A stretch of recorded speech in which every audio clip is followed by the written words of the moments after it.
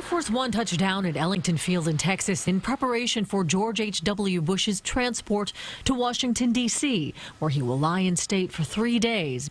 The nation's 41st president died Friday night at his home in Houston. His family, including son Neil, was at his bedside. It was nice to see him pass away on his own terms, in his room, surrounded by family, and it was kind of a wonderful experience, truth be told. James Baker was Secretary of State and Chief of Staff during the first Bush presidency.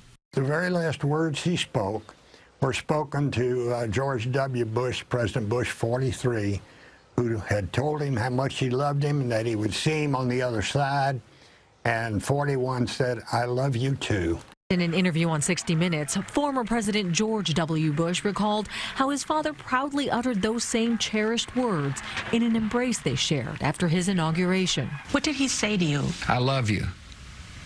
And, you know, as corny as that sounds to some, it is the most important words you can hear in life. Oh, man, he was like... You know, my favorite story about all that is I just gotten sworn in, and Andy Card said, "Why don't you go down the Oval and see what it feels like as president?" And I said, okay. So I went down, I was sitting down there, and just kind of taking it all in, and in walks Dad. So Andy had told Dad that I was down there, and he walks in and I said, "Mr. President, welcome." He said, "Thank you, Mr. President." 94-year-old Bush shared a strong bond with his children, as is evident in excerpts from his letters to them and a diary he kept for 57 years.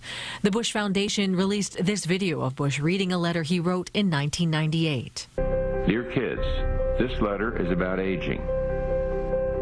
Last year, there was only a tiny sense of time left. Remember the old song, "I'll be there ready when you are"?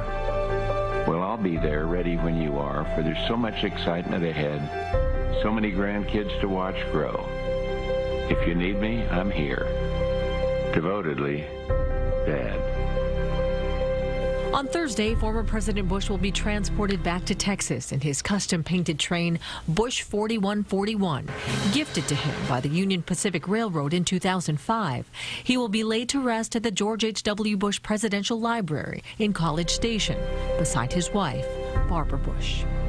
The funeral for President Bush will be held at Washington's National Cathedral Wednesday morning. President Trump declared Wednesday a national day of mourning. Federal offices and the stock markets will be closed. Hazel Sanchez, CBS 2 News. And this photo showed up on Twitter overnight, courtesy of the former president's spokesman.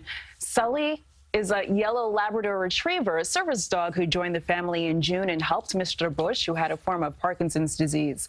The dog is named after Sully Sullenberger, the airline pilot from the Miracle on the Hudson. After the holidays, he'll be returned to the Walter Reed National Military Medical Center.